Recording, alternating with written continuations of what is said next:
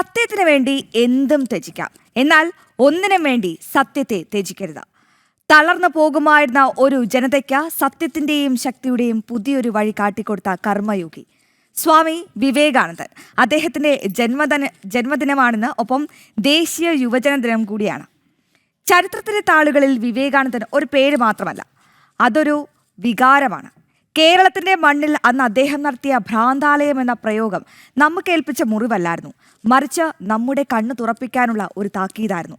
ആ താക്കീതിൽ നിന്നാണ് വിവേചനത്തിന്റെ മതിലുകൾ തകർത്ത ഇന്നത്തെ ആധുനിക കേരളം നമ്മൾ പടുത്തുയർത്തിയത്. യുവത്വം എന്നാൽ വെറും പ്രായമല്ല സുഹൃത്തുക്കളെ, അതൊരു മനോഭാവമാണ്.